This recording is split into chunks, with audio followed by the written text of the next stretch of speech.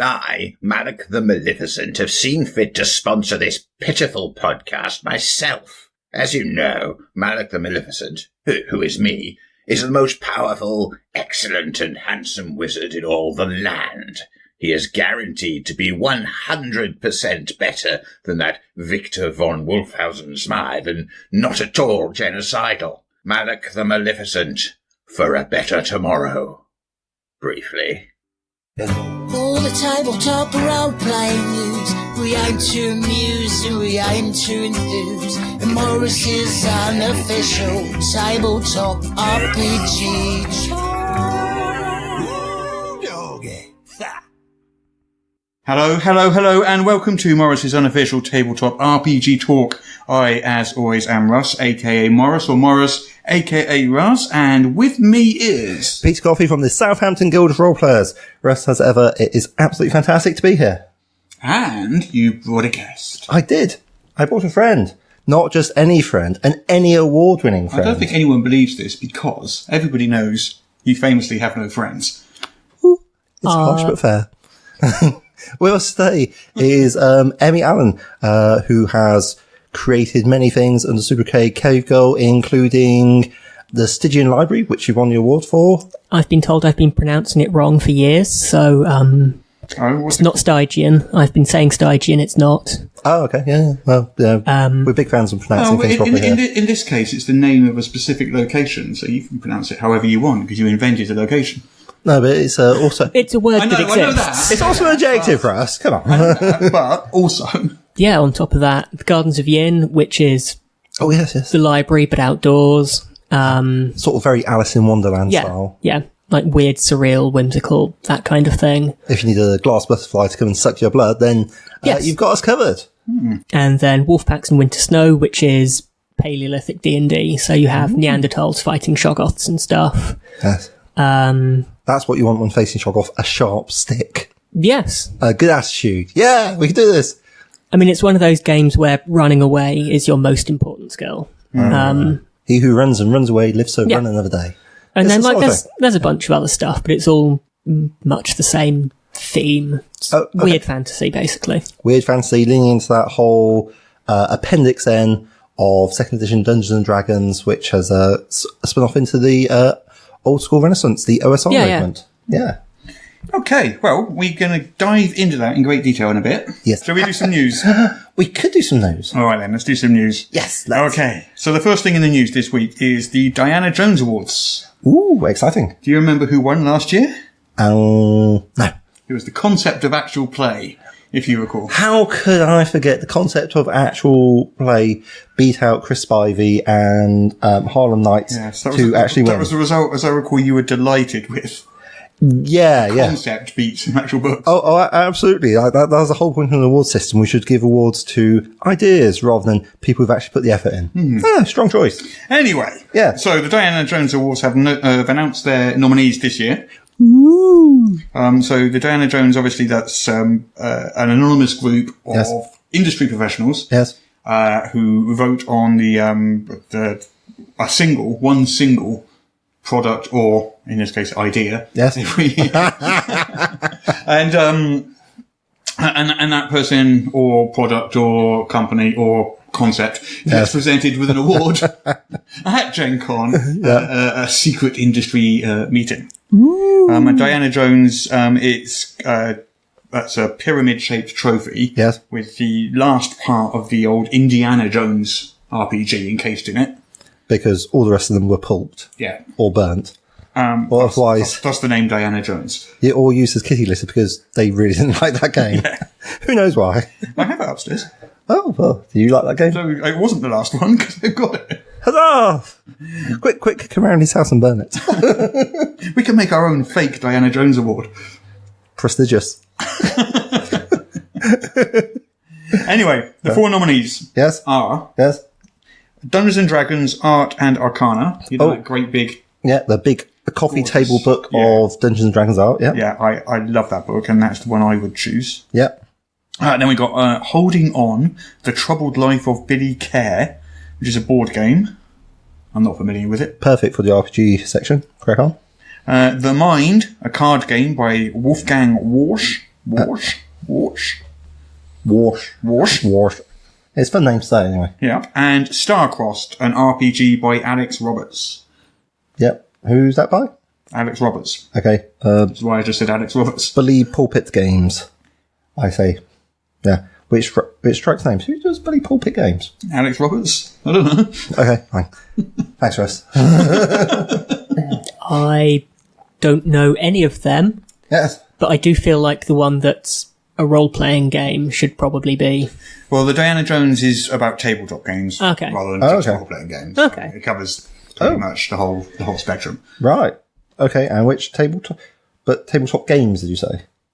Not the tabletop industry. Gen Con one, yeah. So if you can whack it on a tabletop... Yeah, then, a convention is one. So if we've got some particularly exciting tablecloths or cutlery, they'd be bang on it as well. Yes, Peter. That is correct. Yes. Marvellous. Yeah. You were saying? I can say because there's a book of art in there, a board game, a card game, and a role-playing game, and one of these things is not like the others. Well, that's all just stuff related to the tabletop gaming industry. I don't think there's strict rules on what wins. Well, indeed. Like, what kind of game are they playing here where they don't have strict rules? I know, it's terrible. It's terrible. Shocking. Anyway, those are the 4 nominees. Huzzah! Anyway, elsewhere in the news. Dun, dun, dun. What else do we also have in the news? Are people remaining silent in the lead up to Gen Con? It is very, very quiet. Green Ronin have announced their Gen Con lineup of products. Bum, bum, bum. 3 new products. Yes. Those are the Deluxe Game Master's Guide for Mutants and Masterminds. Ooh, nice. That will be very well received. The Super Team Handbook. Mm-hmm. We have Threefold, which is a modern age campaign setting. Ooh. I don't know much about it, but apparently there's 3 different sort of planes of existence. Okay. There's sort of Earth, Otherworlds, and Netherworlds. Right. No, that is strong. Glad that didn't come up and guess the Kickstarter, because I would not have got that. It wasn't a Kickstarter.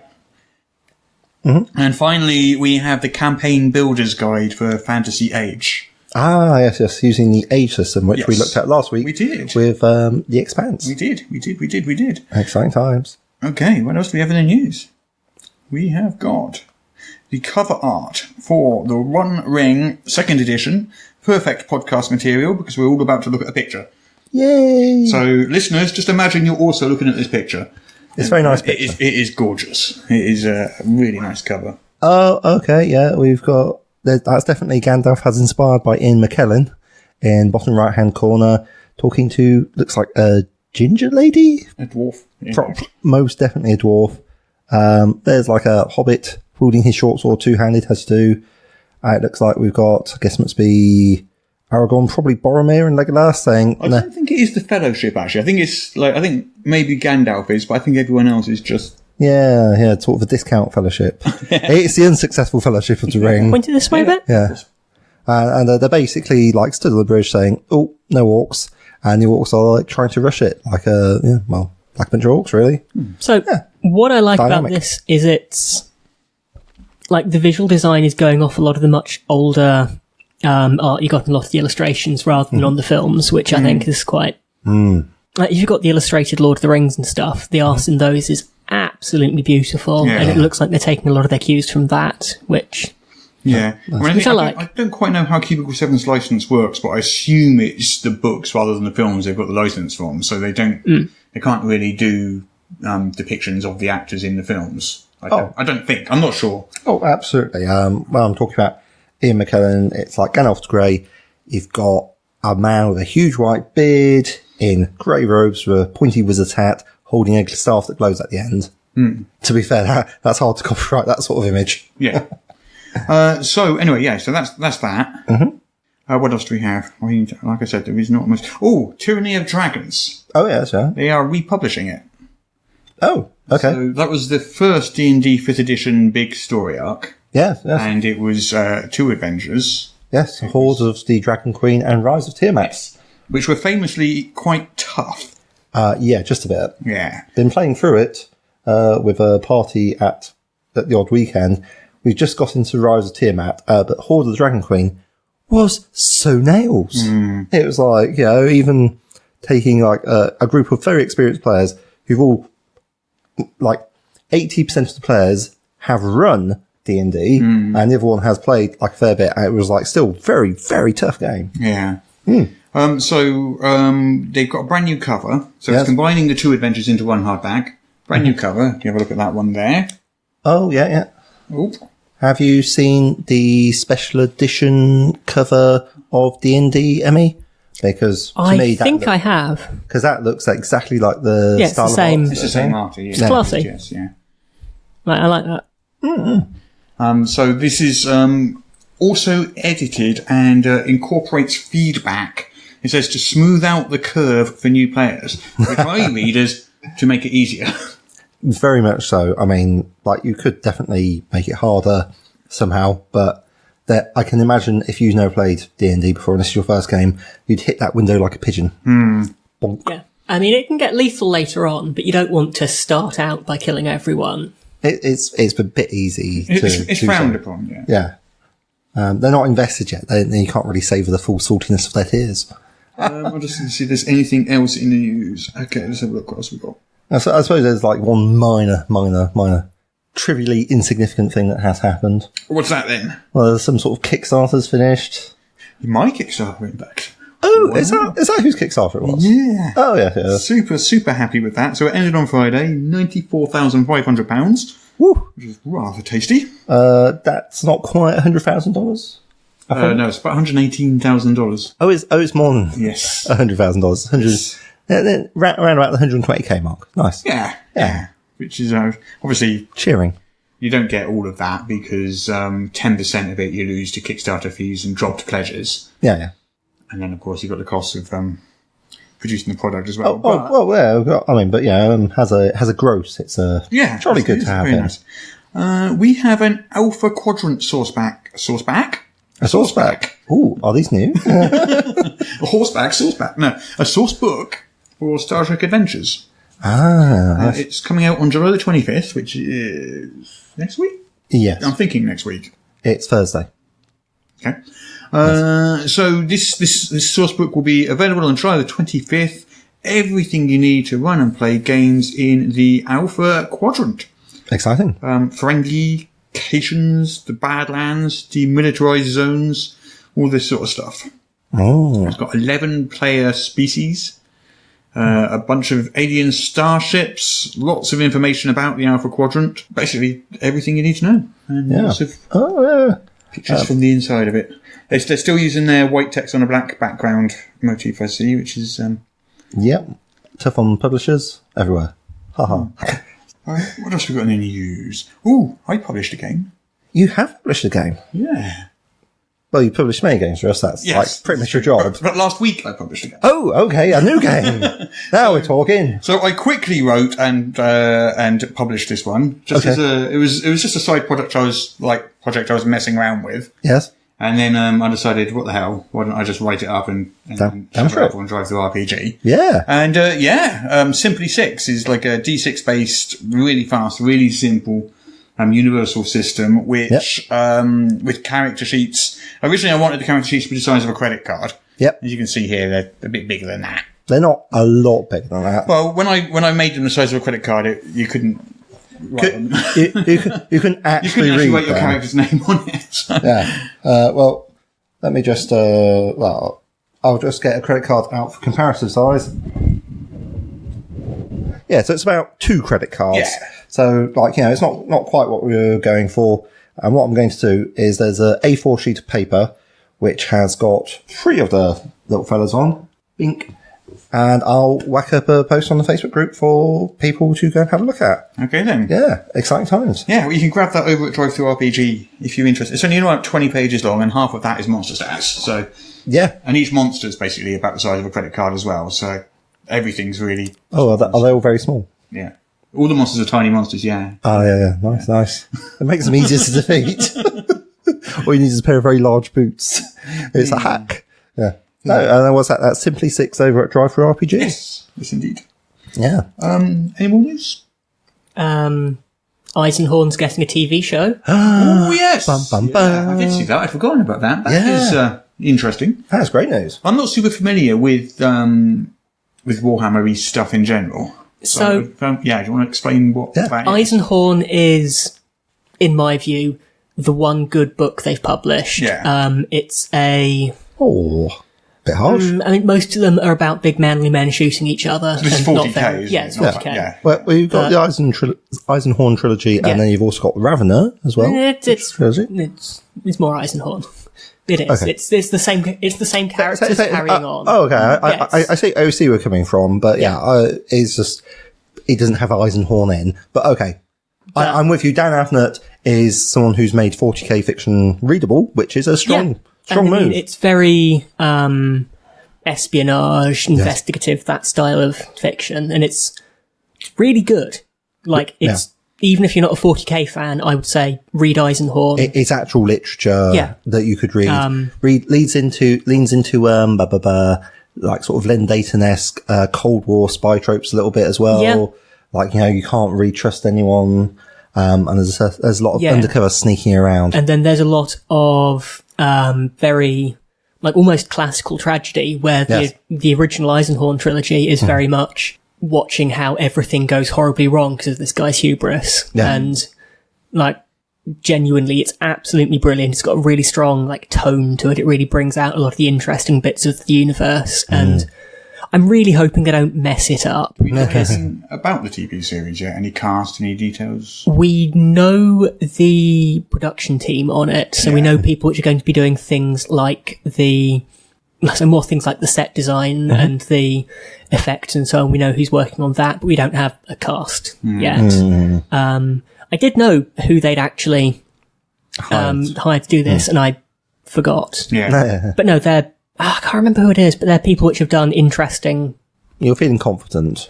Yeah, so long as they don't read through the source material and go, ooh, that's a bit nasty. No, we can't have that on TV. That'll upset. No. As long as they don't do that, we're fine. What channel? It's HBO, I think. HBO. There we go. Yeah, they pretty much show anything.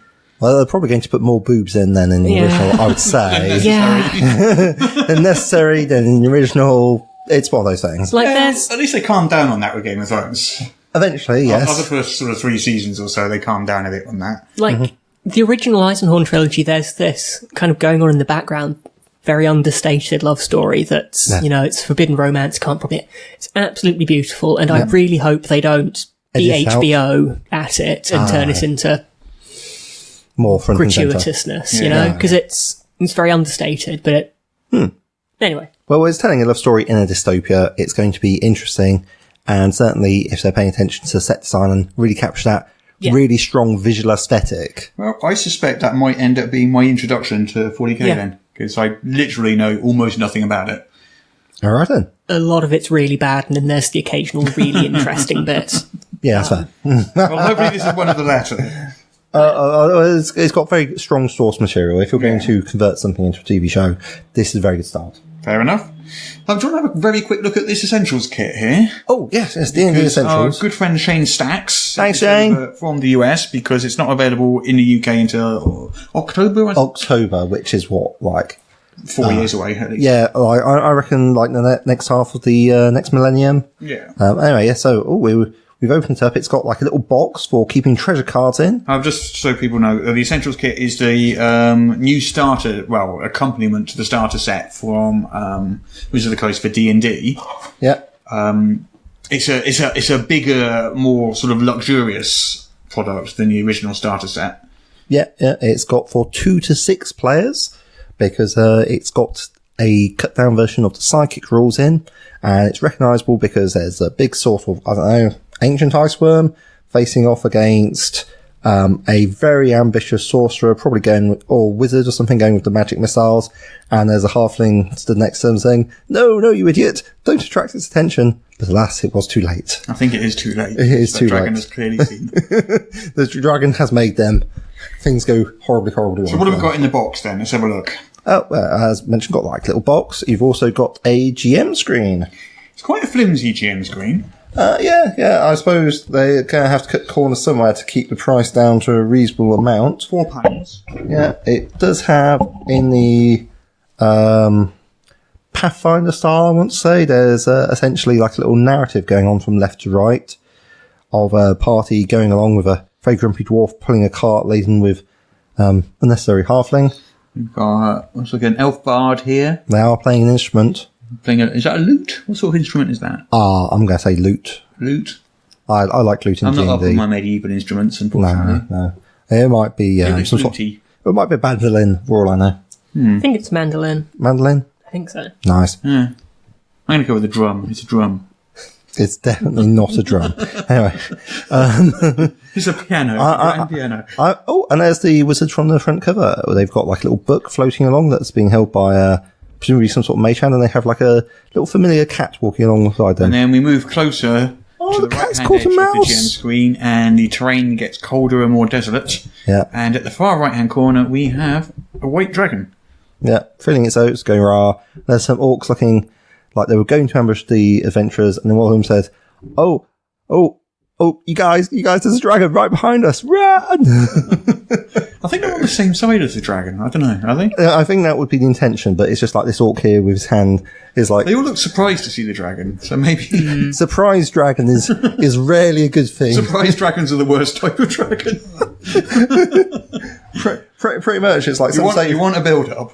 Some say white, some say red, some say black, but surprise is definitely the worst sort.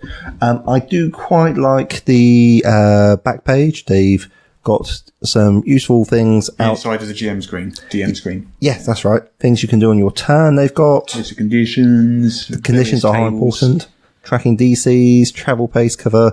It is very similar to the revised DM screen that came out, because the original DM screen wasn't very good. It just had the cardstock they used on this is,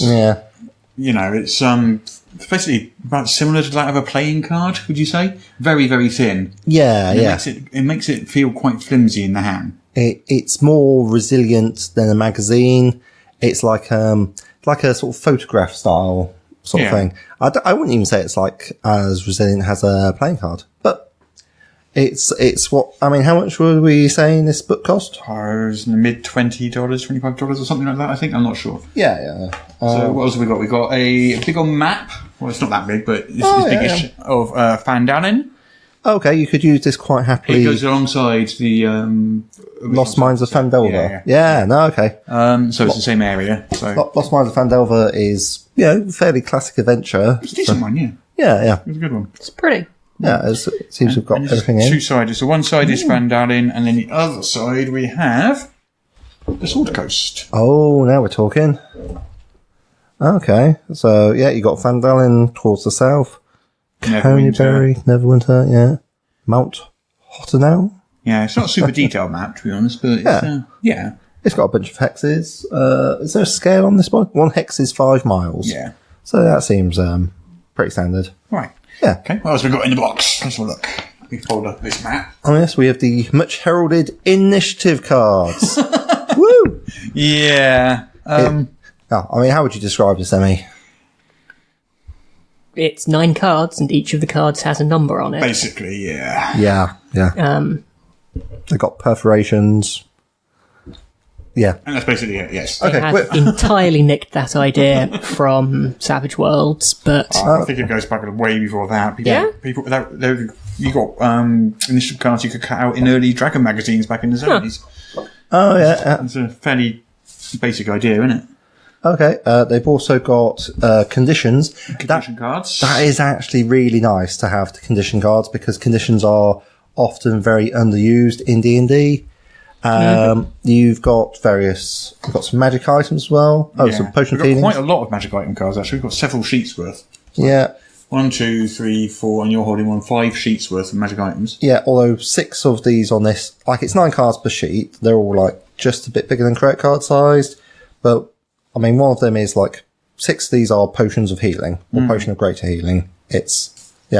And goggles, night, hat, wizardry. Yeah. I mean, it's I do like using cards as physical props for equipment and money, just because it gives a more visual sense. Like if you're handing out treasure and you actually hand out a bunch of cards and it's got some money and it's got some cards with items and stuff, and the players are sort of poring over the cards and things, it feels more like they found a treasure haul than you just sitting there and reading out a list to them. Yes, and then they can actually physically divvy them up, and it's just it's nice. Added element. I do like that. I've been experimenting with using metal coins for loot for players. I used to do that, but it was too expensive. It's not cheap. So I switched to plastic ones. Oh, okay. You go down to any toy shop and just pick up some like plastic pirate coins, and you can get them in gold, silver, even red, blue, green, stuff like that. And you can get sort of like 300 of them for about £3. Nice. It's really cheap. So you get a big bag of them. That is true. I like the weight. Yeah, I agree. The weight and the clinking sound where you go clink, it like gets people's attention, like super quick. It's just that they are expensive. Oh, absolutely. Yeah. I have had actually pretty good success taking like 1 and 2p coins and just using like texture paint and weathering paints and stuff on them, so you can't really see the. I'm thinking in my next game, I might just use real money. So 1 gold coin for £1. Going back to that stick and carrot. You find 500 gold. Oh no. I think the Kickstarter's gone to head for us. Everyone wants to play in my game for some reason. Well, it's fair. They also have like a little sheet of NPCs, I've noticed. It's got it's sidekicks, I think. It's the idea you can go. Are they sidekicks? Yeah. Right. Yeah, it's if you try and hire people to come with you, here's a list of. Yeah. So the sidekick rules are basically very, very simplified. Yes. Yeah. Well, they're not officially out, except in as much as they're in this. Yeah. So you have like a bunch of experts, spellcasters, warriors. Oh, okay. There's not many stats on these cards. No, it's just got a picture and. So pass it here. Yeah. What they have. Oh no, it just says like spellcaster. Yeah, they've got a job description. Yeah. Let's see the stats in the book then, maybe. Let's have a look. So we've got 2 books That's here. possible. We've got 2 books. We've got The Adventure, Dragon of Icespire Peak, which I haven't read yet. Yeah. So I can't spoil it for you, Peter. I'm sorry. I know how much you enjoy it when I spoil things for you, but If by enjoy, you mean in no way. can't do it this time. So I just wanted to see if I could find the Wow. Poof. Oh, and we've got a lot of character sheets. All right, sidekicks. Yes, Blank character right. sheets. In the appendix of the book here. Yes. You've got 1, 2, 3. Yeah. All right. So you've got 3 different sidekick stat blocks. We've got spellcaster, warrior, and expert. Yes. And each of those cards refers to them as a spellcaster, warrior, or expert. Yes. So you just use these stat blocks with them. Okay, makes sense. And then, of course, we've got this rulebook here, which is similar, I imagine, in scope to the rulebook in the original starter set. Yes. It feels a bit thicker. I haven't read the starter set rulebook because I actually had the PHB. Yeah. And so forth. But yeah, okay. So I'm seeing character creation rules in there. That's why it's thicker, of course. Yeah, it's got character creation rules in it. Yeah, yes, and blank character sheets, so you can put them in. Yeah. So yeah. There you go. That's the Essentials Kit. Just flipping through the little adventure that you get in it, it's... Go on, spoil it. Spoil it for Peter. Go to the last page and read out the last page to Peter. The last page is monster stats. Foiled! Yeah, no, it gives you a bunch of monster stats at the back, and then the rest is like 50 pages of each, like, I think each 2-page spread it looks like, is this is a little location with what's there and how you run it and so on. I noticed they've got like a nice map there, which is quite handy. I mean, each of the spreads has, like, this is completely wasted on anybody listening because you can't see what I'm looking at. But no, this is quite nice. The genius of podcasting. It's full colour though, which I do like. That's pretty much the standard now. And it's well put together, like nice clear page numbers, which was obviously of interest to some people. But as a GM, it's like, you want that page number. Oh, I love this. You see they've got, all the locations have their own individual code. So you can like presumably check this out. So if I wanted to find H6, that's a Barbican. That's got like a little description of that. Got a sidebar. So looking at the adventure and then flipping through the starter rules here, one thing which is making me really happy looking at this is the way they've, what's the word to use for it? Like the way they've chunked the information together, the way they've put this bit of information goes on this 2-page spread. Yes. Rather than spreading stuff out across multiple pages, they've really tightened up compared to the core books that I've got. Yeah. It's really nicely laid out just in terms of, like clarity. They're working towards accessibility. So if you're a new GM running this game for like your kids or your friends, you can actually have that 2-page spread. That's got pretty much everything you need to run. Yeah. The simplified character options, dwarf, elf, halfling, human, we've covered before, bard, cleric, fighter, rogue, wizard, and also backgrounds, acolytes, criminals, entertainers, sage, and soldier. I mean, that's the same one you get in the previous. Well, yes, but previously they had like some characters, and I didn't particularly like them. because, I don't know, they just didn't seem like they were very well put together. I felt I could do better. But also, it's just like people like creating their own characters. That seems to be a very big draw, being able to put stuff together. Yeah. And they got some spells now. Generally speaking, most starter sets do have pre-gens. That's like that's the general way to make a starter set. Oh, absolutely. Yeah, that's very much the thing. So this is a break from tradition, but I'm intrigued. Anyway, shall we move on? Yeah. Because we got a game to play. We got a game to play. It's time to play our favourite game. It's time to play the game. Our favourite game in all the world. Guess the Kickstarter from just the name. Shall we play our favourite game in all the world? Yes, let's. Okay. Monopoly? Yeah. Emmy, I want to be a hat. are you familiar with our favourite game in all the world? Not If yet. not, I shall think I'm take about to great be. pleasure in explaining it to you. Why don't you just tell Emmy the title and see if they can work out what it is from just the title alone? Our favourite game in all the world is a game where I read out the name of the Kickstarter and you try to guess what it is from just the name. That is the title of the Okay, game. this is going to be interesting. That's the official title of the game, by the way. It's catchy, don't you think?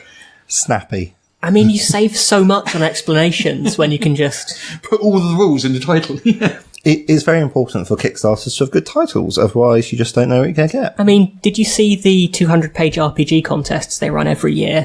Where in the first year they said that the title of your game didn't count towards the word limit. Oh, yes. And people... Started putting information in. Yeah. You see, that was pretty obvious. Yeah, if you say that sort of thing to gamers, they're going to look for a loophole. At the moment, the people using the loopholes now go, but I can put as many pictures in as I want. If I take a picture of my rules text... Oh, yeah, but the picture has words on it. It's still a word. Yeah, but if But you don't can... count towards the word count for a document. If you replace a word with a picture of what it's... Right, okay, yeah. Like, instead of 2d6, you put 2 dice. So You save those words. So basically, it becomes a bit like, I wish I had a Rosetta Stone to decipher these hieroglyphics that you have presented me with. Yes. Anyway, let's play our favourite game in all the world. Yes. So, should we do 2 each? Does that sound good? Yeah, sounds good. I'll start with Peter and then Emmy, you can see how it works. Yes. Okay then, so Peter, are you ready for the first one? Yeah, bring it on. Woo! What is Yeah. Pirates of a Shattered World? I don't know what it is, but I have an almost irresistible urge to start backing it. So that's a strong title, I gotta say. Okay.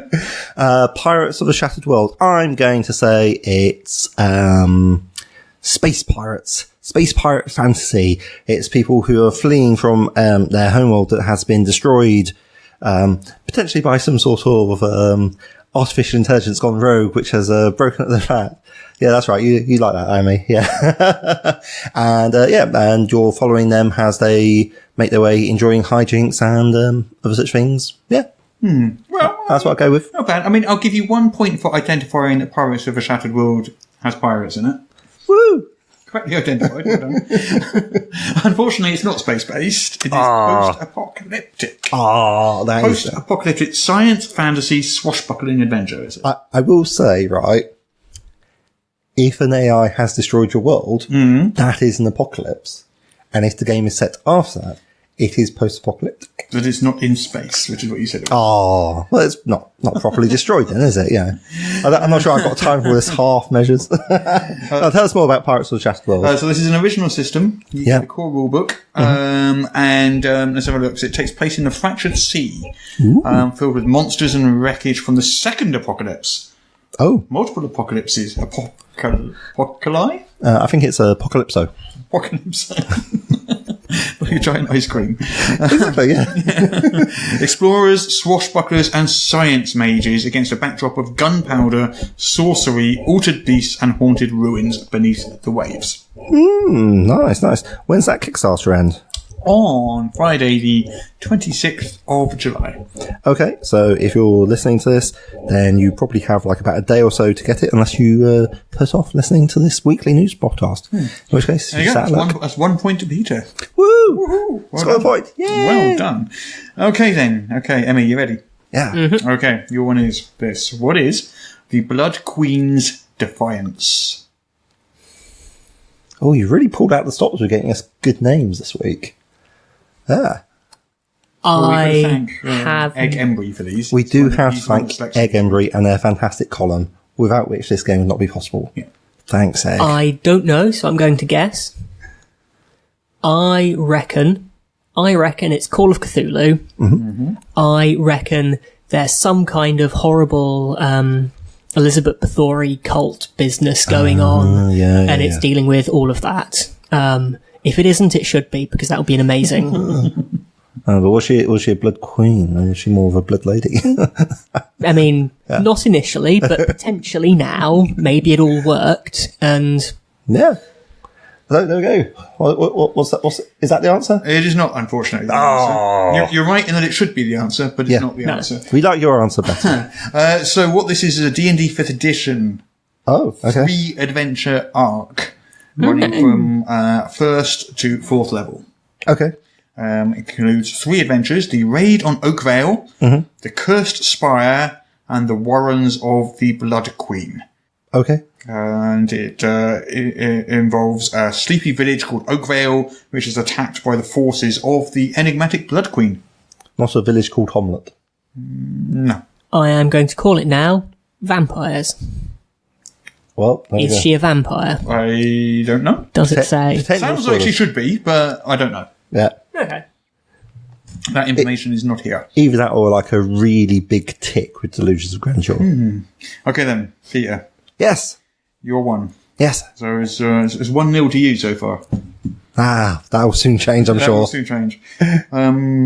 Yes. So what is ekphrasis?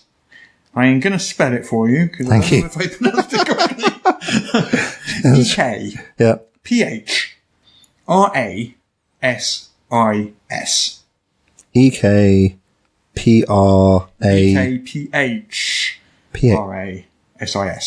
Ekphrasis. Huh. It's got our Greek roots going on there, doesn't it? Is that one word or two? One word. Yeah. Okay. Ekphrasis. Ooh. Well, that is interesting. Ekphrasis. Maybe ekphrasis. Well, I'm thinking it might be some... ekphrasis might be the correct pronunciation, and it might make it slightly clearer. Well, I'm digging at the etymology there. Not so hot on the ek prefix right now. Well, I really should be, but I think it's something to do with words. RPG to do with words. Who would have thought that? Ekphrasis. So I'm hoping for... I don't think this is D&D.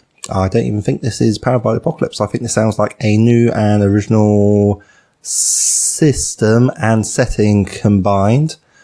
Ekphrasis. Ooh, is it Ika? No. Just trying to think. And I'd like this to be maybe like even a modern magic game. Like you've got some sort of like, you know, sort of in the sort of semi-paranormal romance a la the Dresden Files, and it's like a novel take on a world of wizardry and so forth, like doing secret wars and so forth in the modern day. How's that? I mean, you correctly identified that it had some words in it. Woohoo! It is quite a hard one, I will say. It is a hard one. So this is a small game. It's they call it a literary storytelling game. Ah, okay, there we go. Yeah, for 2 players. Ooh. A game of stealing words from one story and making them your own. A game of surreal narratives. A 2-player game with making art, physical and performance, interactive and permanent. Ooh, that sounds very cool. Is this actually an RPG? I'm just looking at it now. I think it's definitely on the borders of being an RPG stroke. Yeah, sure, why not? Card stroke board game. It's a tabletop game. I'll give it that. It's in that same, it's a story-based game, but not necessarily a role-playing game where things like Fiasco and Microscope fit in. It feels more... I'm getting sort of Cards Against Humanity sort of vibes from it in a sense. Oh, no, this is way cooler than Cards Against Humanity. Cards Against Humanity is like who's getting the drunkest and embarrassing themselves fastest. I mean, this sounds good. Yeah. Players sit down together for about an hour and repurpose words and texts, making them into something new. No matter the building blocks likely, neither player has any idea where the story will go. Sweet. There we go. That's what that is. So I'm afraid you scored minus 10 points for that. Well, fine. Thank you. So you're at minus 9. So Emmy, you're in the lead because you've got 0. So all I need to do is not answer. My score won't change and I win. Oh, no. Rest will refer to the spreadsheet. Yeah. Or God help you, the Access database. Yeah. Is this going to get a bit Mornington Crescent? Yeah. Oh, no. The scoring system in this is highly scientific. Highly accurate. Completely unbiased. And involves a lot of factors which are hidden behind the scenes. Subtle factors. Yes. Yeah. Peter scored minus $1 million one week, which was... Good grief. Anyway, this one. What is Dungeons and Dancers, an epic belly dance adventure? It's a hell of a title. So, there are 2 directions that this can go in. Yes.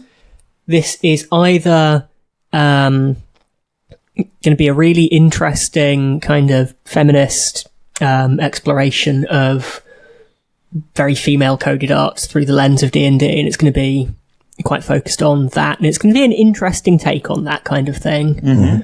Or it's going to be dreadful stereotypes, very... based on cheesecake. Yes, based on cheesecake, So wildly cheesecake. inaccurate. So many chainmail bikinis. Yes. It's either going to be artistic and important and like break new ground in the exploration of like foreign and female coded modes of expression, or it's going to be absolutely dreadful and, you know, Rock or schlock. You have to choose one as your answer. One of those two things. Go on, Emmy, you can do it.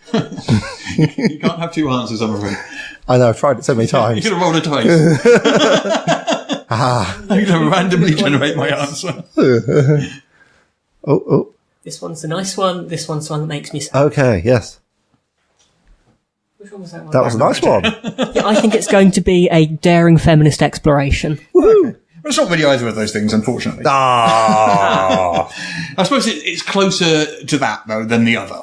In that it's a positive thing rather than a negative thing. Oh, I've just clicked away from it. No, you're just auto So backing what this it. is, it's a belly dancing troupe in Durham, North Carolina. And what they're doing is they're telling the story of a D&D campaign through the medium of dance and belly dance. Oh. So it's a theatrical production rather than a game. Yes. So I suppose it is slightly cheating in we included it in an RPG. So, it blends the captivating art of belly dance with the immersive storytelling of Dungeons and Dragons. They follow a party as they search for an ancient artifact known as a sanguine amulet. Sounds jiggly. There you go. Yeah. Yeah, it should be cool. Some quality. So this is a Kickstarter. So what It is a Kickstarter. what do they want? They want money. Well, yes, yeah. They want £1,199. I don't know what that is in dollars. Okay, about $1,400. 15. No. Yes. No. It's some money. It's $1,500. Yeah. Okay, $1,500. Yeah. And the rewards you can get a photo, a shout out, a one-shot adventure. Stop backing the Kickstarter. Just clicked on it and now I've backed it, a one-shot adventure or a show ticket. Oh, okay. Basically. Right, so Durham, and some other things like shirts and bits and pieces like that. Okay, right. So if you are in North Carolina, this becomes a much better investment for your... I think it's for local people. Super good investment. Yeah. But quite reasonably priced. So doing a theatrical production for $1,500. Sounds like it'd be fun, yeah. Yeah. There we go. That is, I think, the end of our favourite game in all the world for this week. Woo! The winner is not you, Peter. No. I'm sorry. That's right. We can't have you going around winning more than once in a row. That'd be awful. Emmy is the winner this week. Hey, bravo. 0 points. It's a good... Woo! It's good to win with 0 points. Yeah.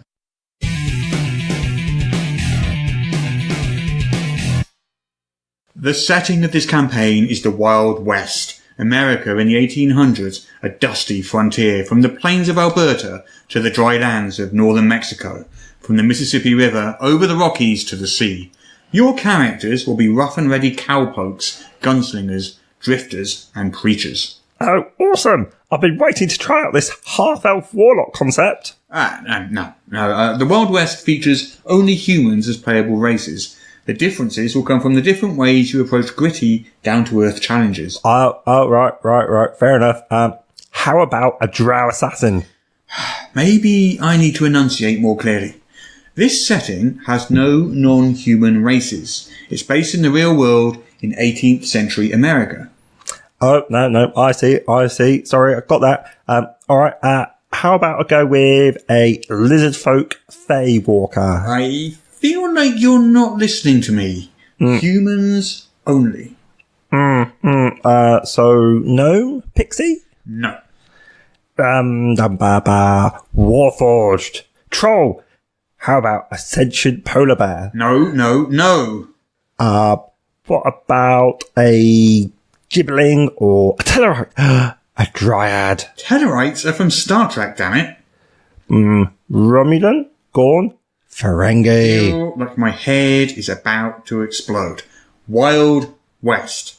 Oh, I could play a weeping angel. And a liffid. A werewolf. I'm not a violent man, but you are stretching my limits. Alright. So those are okay. Could I play one of a vampire, a Zygon, a Lich, a Kender, a Grimlock, a Frost Giant? Look, mate, I don't know what's going on here, but when I said humans only, I meant it.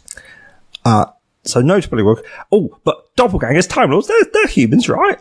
No sci-fi, no frogmen, no shape changers. No. That seems fair. Alright. How about I play a Sauron? A Sauron. He's a singular entity. Alright. A Balrog. A Death Knight. A Kryptonian. You want to play Superman in the Wild West? No, alright then. How about a Cthulhu? Yeah. Okay, mate, you win. You can play a Cthulhu. Yeah! As my first action, I'm going to lie dormant under the ocean for 15 millennia, while subtly influencing the world with telepathic powers and nightmarish visions. Do I have a cult yet?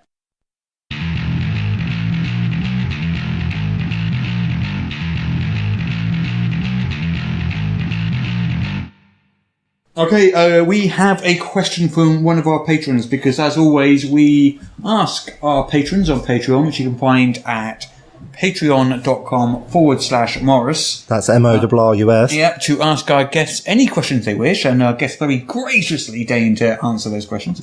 Yes. Which is very, very nice of them.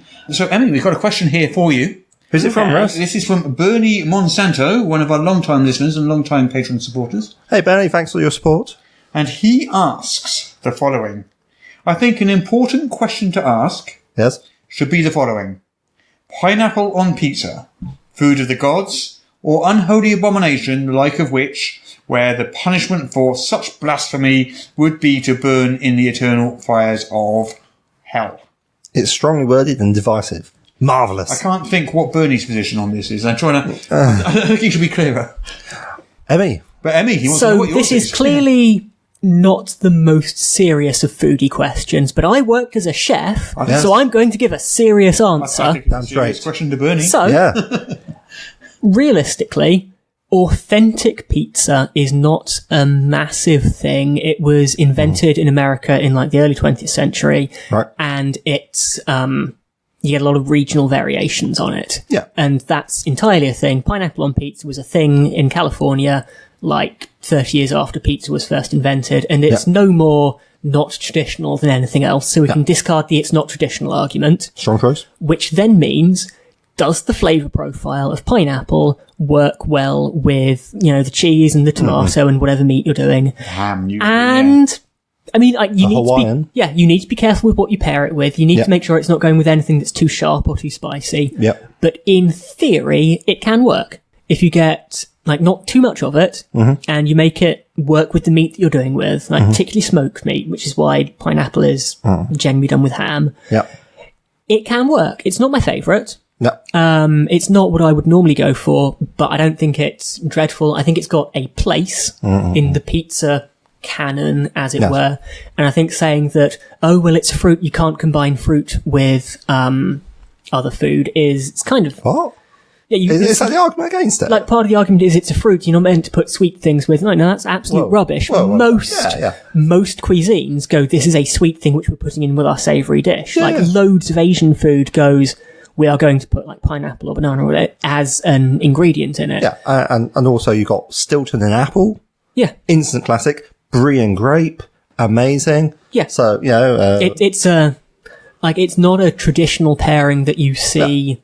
in Italian food, but pizza's not Italian food. It's an American food. Yeah. And American is very much... because you can get pizza in Italy. Yeah. It's a different style of pizza to the one you get in America. But what's that then? That is... Pizza? Basically, it was Italian Americans moved over to America and created pizza as a thing to set themselves apart. Yeah. And then when people started going back home, they brought pizza with them and it mutated from there. Okay. Because it's quite delicious. Yeah. Yeah. And easy to make. Yeah.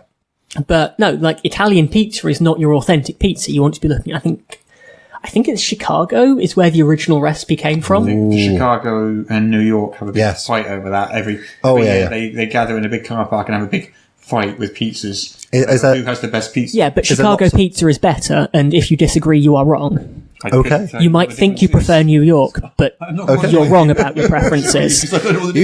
You've heard it here first. Emmy Allen has very strong opinions on pizza. I do know what Domino's pizza is. But would you personally have pineapple on your pizza? I mean, it depends what the other options are, but I have no objection to it. If everybody else wants Hawaiian, then let's go for Hawaiian. Well, I'll have pineapple on my pizza. I don't even eat meat, so it's all good. Yeah. Yeah. Pineapple and mozzarella works for me. I'm pretty easy with pizza. Most of them taste nice. Yeah. Pizza. I think the... Tell you what I do love is in town, L'Osteria. Oh, yeah. They do the giant pizzas like that big. Oh, wow. They are so nice. You know what's good? So, what's that? That's barbecue sauce 2 foot across. Oh, yeah? Yeah, it's so good. It has all that smoke and that richness. Yeah. And so, what I'm hearing is barbecue sauce, bit of mozzarella, pineapple on top. Yeah, because then the barbecue sauce provides the smoke that you would be losing from the ham. Oh, get in. Yeah. Yes. Well, there you go. In a shocking turn of events, solved. Pizza is good. I have a new favourite type of pizza that I haven't even eaten yet. I learned something about pizza history. Exactly. Fantastic. So thanks very much for the question, Bernie. And Anyway, so we are now going to talk about the Stygian Library. The Stygian Library. Also known as the Stygian Library. I've been getting it wrong for ages. So we're going with Stygian, are we? Stygian is how it's pronounced. Yeah. Why don't you tell us a little bit about the Stygian Library? So, I stole the idea from Terry Pratchett. Yes. It's the idea. Pretty obviously, to be fair. Yeah. It's like all in L space, pretty much. Yeah, it's L space. Yeah. It's libraries linking together in a giant wormhole, and you find a way in from whichever library's closest to you and wander around in this parallel library dimension looking for information. Yeah, whatever it is you want from it. Yeah. And also sufficiently large bookshops, which I felt was a good shout. Yeah. I mean, it's as long as there's enough books in one place, basically. Oh, yeah. You're not allowed to be able to see the entirety of the bookshop from the entrance. Yeah, it has to be lots. Yeah. Serious volumes. But it does mean that in theory, as long as the players can get together like a V-shaped room and fill it with books, they can, in theory, make it happen. I think somebody needs to die as well, so... Yes, you did mention that. It's still doable. So this is a system-neutral adventure. Yes. Roughly, yeah. Plugged into a campaign. In what's your sort of I mean, obviously it's like you're not tying it to a specific system, but what sort of systems did you have in mind when designing it? So I play tested it using a weird kind of Frankenstein horrible mix of like bits of Labyrinth Lord, bits of old D&D, that kind of thing. So basically OSR type. Yeah, that kind of thing. Yeah.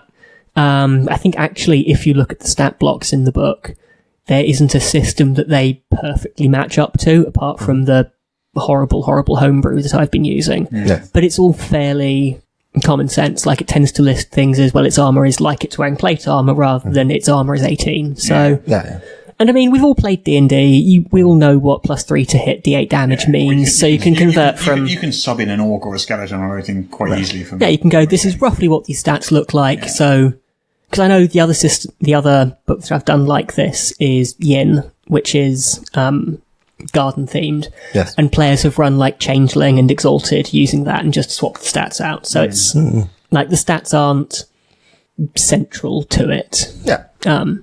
They're sort of more guidelines than rules. Yeah. In your best Barbarossa fashion. Yeah. So I noticed the sort of structure of it. Essentially, you randomly generate the library, especially a randomly generated dungeon in a sense, as the players work their way through it. So can you sort of talk a bit on that and, how that works? So basically, the idea is that when you first open the door and go in, the GM will go, this is the room that you find yourself in, and roll on a bunch of tables, and it will say, okay, this is what's in this room, this is what the general decor is like, this is anything that you encounter in there. And then from there, the player's options are, so each 10-minute exploration turn, you can either stay where you are and keep investigating, in which case you can do things like play around with anything interesting in the location, and the GM will be rolling for events, like if anything turns up, or if you find anything interesting. Or you can go back to somewhere you've been previously and just backtrack. Or you can go deeper. Yes. And for that, you will again, roll up another room using the same procedure and just link it to the first one. Go, okay, so the next interesting place that you find is this one. But what you do is you track how many rooms deep you are. And this basically adds to all the rolls for generating what's there. Yeah, the deeper you go, the weirder it gets. Yeah, the deeper you go, like when you're 5 rooms deep, you'll be rolling a d20 plus 5 for what the room is, and the table goes up to 35-ish. Yeah. So you shift what the possible results are down the table the further in you go. Some of the sort of more out there sort of rooms and ideas that you've got in there. Because when I was glancing through it, I saw rooms sort of giant clockwork computers, and I saw portals to hell and all sorts of stuff in there. I quite like the trapdoor spider. The trapdoor spider is it's not a weird encounter, but it's statted out to be a horrible surprise for the players, where they go somewhere seemingly normal looking, and then the spider has these very careful tactics where it will pick off whoever's at the back very, very carefully. And it's a fun encounter. I've run it a couple of times, and the players always shit themselves. So, but the weirdest stuff that you get in there is, as you said, a lot of the stuff is computers, but rather than using electricity to power them or clockwork, it's all dead people. It's all, we have extracted people's souls and rendered them down into this very basic essence where it's not properly sentient anymore. It's just a blob of emotional energy. And they're using Eolian computer. Yeah. And then they're using that to power the computers. And so you have these huge hissing data banks where it's just ghosts in bottles that are being used to power that. And it gets very, it seems really nice and whimsical and kind of fairy tale logic when you first go in, and the more you explore it, the more you realise, this is not okay. But the librarians that run the place are totally in on it, deliberately made the library to be kind of lethal so people will die there, so they've got more fuel. But they're also very helpful. They don't mind showing you where stuff is. So you have this really interesting dilemma going on where are you going to be are you going to play nicely with the librarians, or are you going to be deciding with some of the other things wandering around in there? There are their victims that have escaped. You get brains in jars is a room that you can find. Yeah, I remember that. And then one of the monster encounters you can get is there are a bunch of brains that have escaped from their jars through their horrible psychic powers that are now floating around on a terrible, terrible vengeance mission. And this starts to throw in a lot of the I don't want to say moral dilemmas, but the players have to work out how much they're willing to do for knowledge and where they're, because the whole reason they've gone into this library, this terrifying place, to find information. Yeah, which could be anything from something that's well known, something that's been written in any book, whatever, and then something that's never been written down anywhere, and each of these has a different DC and chance of finding it. Yeah. And like there's a very, very simple system bolted on where basically the more information you find out about what the library's layout is and where stuff is, you just tot up points of progress towards finding it. And when you get enough, you've got what you're looking for. You're after. Yeah, it's a clever idea because you can just simply slip that into pretty much any campaign. Yeah. In fact, I think I probably will into my current Yeah, you should. Thursday night game. I hope nobody's listening. In a record first, we hope that people aren't listening to this podcast. I hope nobody from my Thursday night game's listening. Just give them this timestamp to this timestamp, put your fingers in your ears. Yeah. I'm sure it'll be fine. Like one of the things which I try to do with a lot of the stuff I write, at least a lot of the adventures that I write, is that it's very much, it's all parallel dimensions. Yeah. It's all stuff that you can bolt onto your setting really easily, as long as you've got space to have a portal going somewhere weird. Yeah. So it's not tied down to this specific thing has to exist. Which I think just works better. You can put it in pretty much anything. It's also, it's just a really, really useful way of making a product, isn't it? Yeah. I mean, it doesn't limit you to, you have to be playing this edition in this system if you can make it more generic. Yeah. Even with just a little bit of light reskinning, you could slip it into a sci-fi campaign or pretty much anything. Monday sci-fi, yeah. I mean, fits naturally with horror. Yeah, I mean, I've seen people running Call of Cthulhu with this. Yeah, it'd be great for Call of Cthulhu. Give that it works all right. I'll have to give that a one shot. Yeah. There's also, I forget who, there's somebody online that has done, basically taken all the stat blocks from it and gone, and this is this converted for 5th ed D&D. Yeah. Which would make it a little easier to write. I'm not good enough at 5th ed to be able to write competent stat blocks for the stuff. I think with 5th ed, you could probably just grab a stat block, though. You don't necessarily need to write it. Most of it, some of it's really weird. Yeah. Like, some of it doesn't work like most monsters do. Off the top of my head, like, some of the ghosts in there don't work like how D&D does ghosts. No. So that'd be... But they've gone, okay, so it does, like, these conditions, it's immune to this stuff, and it's translated it in a way that I'm not.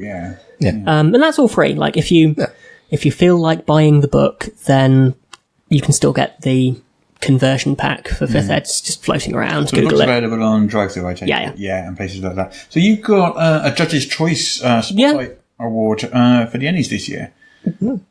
Surprised? I mean, I threw a bunch of stuff in going, maybe people will vote for me and I can get, glory in the free publicity. And from what I can tell, the judge's choice is when there's one of the judges is super, super into one entry and won't shut up about it. So they'll just give them the judge's choice which means that as far as I can tell, most of the judges weren't massively bothered and one guy loves it. It doesn't necessarily mean that, but... got to see some merit. I mean, as I remember, and obviously I'm not involved in it anymore, but it used to be, at the end of the process, each judge would get asked to just nominate something that they thought really, really should have got an award. Okay. And each one gets one pick. Yeah. And then it's like an unquestioned pick. Cool. But I find it really just like heartening that I've, in the last couple of years, suddenly started getting noticed, because I'm doing all of this with absolutely no budget. If you buy my stuff, I am so sorry about all the spelling mistakes, but I can't afford an editor. All the art's like public domain stuff, but I think the fact that you can go in with absolutely zero budget, no like links into the industry, and go, I'm just going to make a thing and see what happens and get this level of success is... Well, it's great that the industry's set up to let you do that these days. It's really encouraging. Yeah. It's really encouraging that, like, there are so few obstacles if you actually want to start doing this stuff seriously. I think literally you just need a word processor. I mean, when you're away, really. Yeah. I mean... It's sort of reminiscent of the sort of old days of zines and stuff. Yeah, pretty much, and you've got... At this point, you have multiple competing platforms to host all of this print-on-demand stuff, which is, I think, healthy, because it means you can't have one company just going to everything. Sort of trying to crowdfund it, maybe.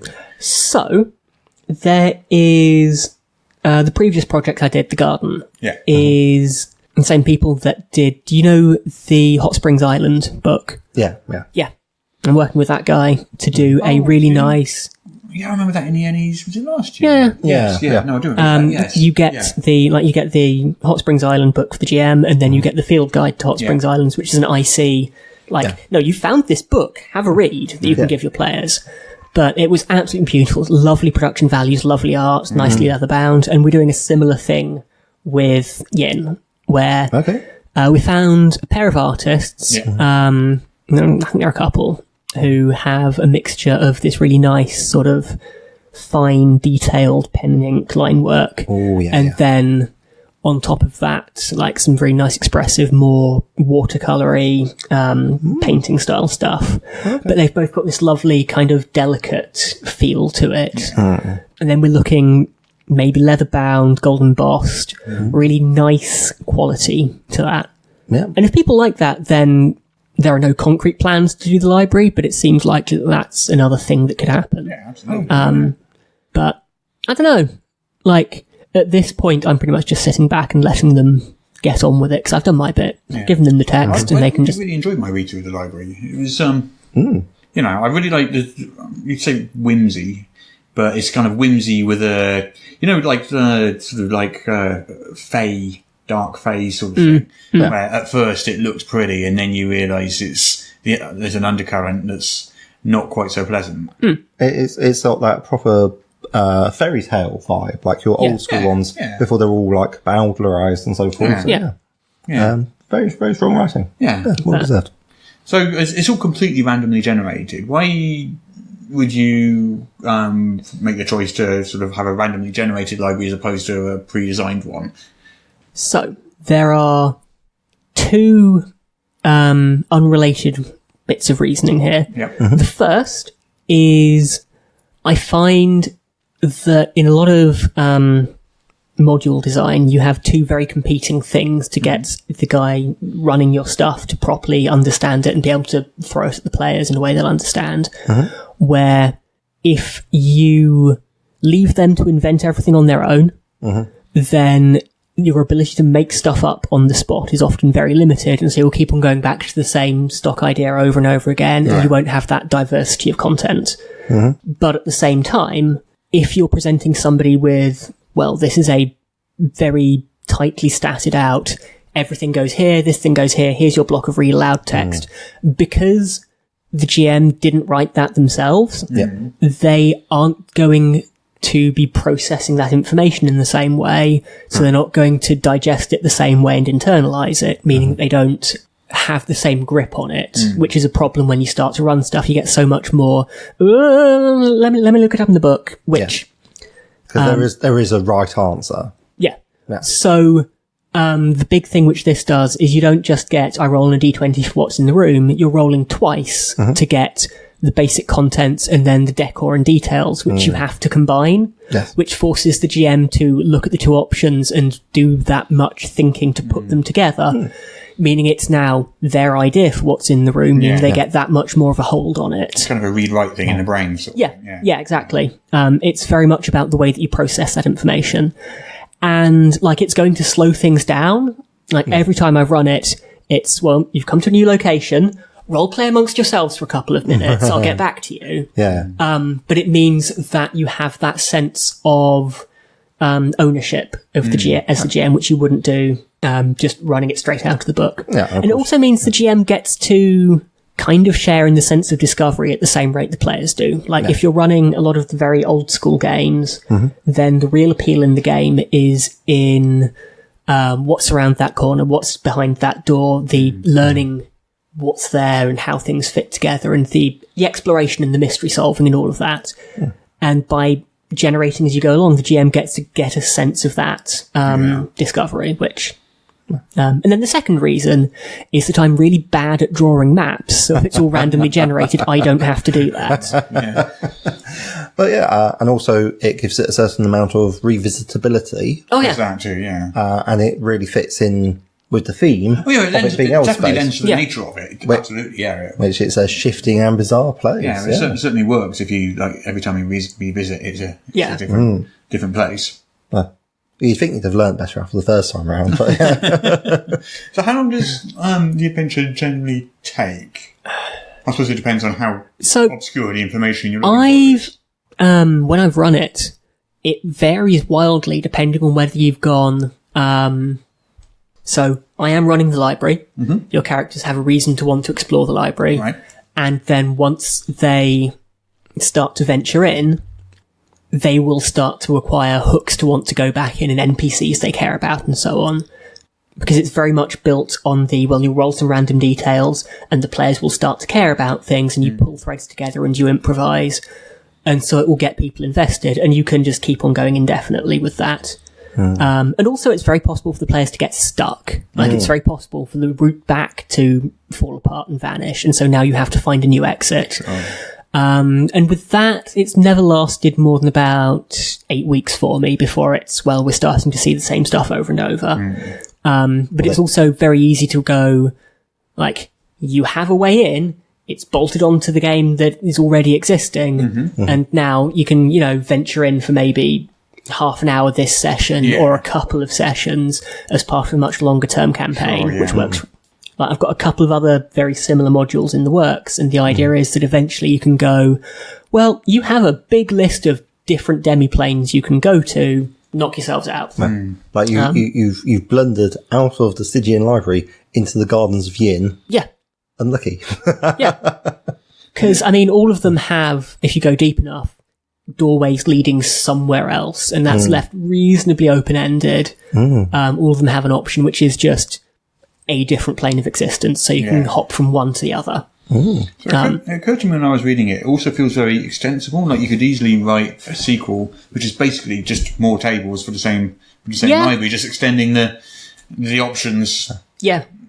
As long as you've got more and more ideas. But so a lot of the ideas from that I can see going into, just for me, different but similar projects. Like I have a combination of a massive like Goblin Market Bazaar type deal, but it's all clockwork and automated. Because if you ever read the first Narnia book where they go to Charn, the dead world, where the ruler of Charn got in a massive conflict with her sister and went, do you know what? Screw this. Power word kill absolutely everything. This entire world is dead now. And so what the idea there is that all you have left is all these automated clockwork systems that are still ticking over, and you can visit this dead world. Oh, okay. You're not talking about Lion the Witch and the No, I'm not. Horse and His Boys? No. The Magician's Nephew. Oh, okay. It's chronologically the first, but not the first one that got published. Right, sorry. With that, but it's been a long time. Yeah. Okay, but no, okay. So that's an interesting world. The other one is climbing up your chimney at Christmas and running around the North Pole stabbing people and nicking stuff, which looks to be glorious and in incredibly poor taste. But and those both use exactly the same exploration mechanics because they're again parallel worlds. Yeah. Sort of a roguelike for RPGs. Yeah. Very much inspired by roguelike design. So did we want to try and run a thing? A couple of floors or something? Yeah, so it's not like we have to play for a complete campaign. If you're up for doing that. Yeah, I would absolutely run something. How about if we make it a separate podcast then? That's legit. Yeah, so I guess what we can do then is we can play using your Simply D6 system. Oh, we could. We could. And play for a bit of the Stygian Library. That sounds exciting. This was not even slightly planned and is probably going to be a massive disaster because I don't know these rules, but it will be fine. We'll make stuff up. Yay! What's the worst that can happen? Right, so... right, yeah, let's wind this up and cool. And then...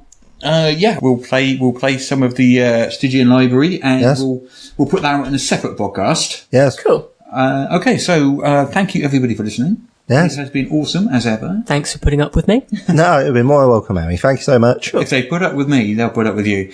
Well, we saw how to put up with you. Your name is on the podcast. So thank you everybody for listening, and we'll be back next week as always. It's goodbye from me, Russ. It's goodbye from me, Peter Coffey from the Southampton Guild of Roleplayers, and it's apparently goodbye from me as well, Emmy.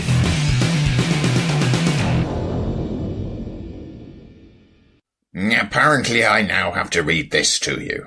This is the official podcast of Morris's unofficial tabletop RPG news, which you can find at enworld.org. You can find show notes at morris.podbean.com, or wherever you found the podcast. If you feel like they deserve it, you can support the show on Patreon. In return, you will receive exclusive bonus content. Just go to patreon.com/Morrus. If you're interested in his babbling nonsense, you can follow at Morrus on the Twitter. Send your emails to morruspodcast@gmail.com. Not all of your emails, just the ones you want us to see. That's it. I'm bored now. You can go away. Shoo, off you go. Goodbye. Get out of here.